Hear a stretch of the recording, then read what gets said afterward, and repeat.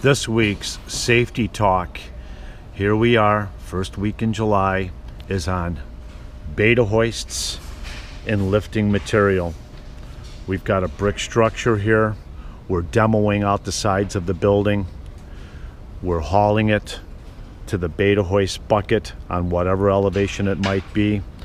We need an operator, and I'm talking about somebody that's been trained on a beta hoist.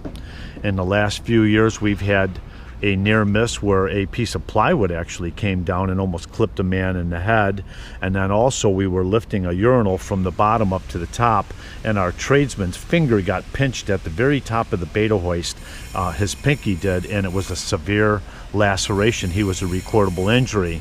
You know, we assume when we hire tradesmen that everybody understands the full operation of a beta hoist, and what we realized in the last few years is that truly is not the case.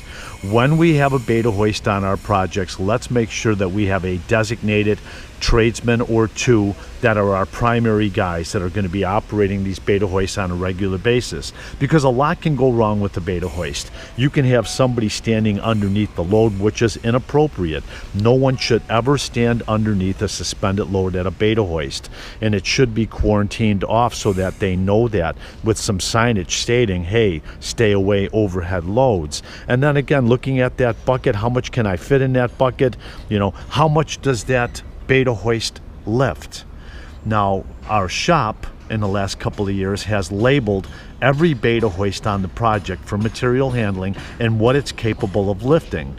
Every tradesman operating that beta hoist should know that, and then center his load in that bucket appropriately and inspect that wire cable and inspect the machinery, making sure that the controls work properly and that the power source doesn't get tangled up in it as it's being operational also.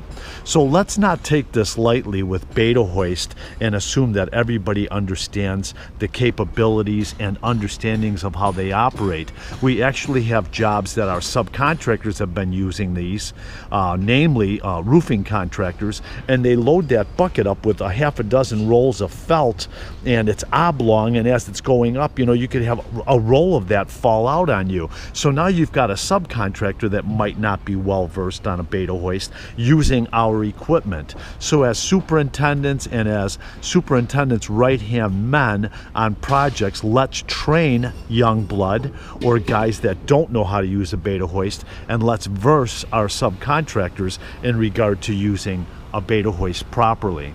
Help avoid injury, help avoid falling objects. Let's have a safe week. Thank you.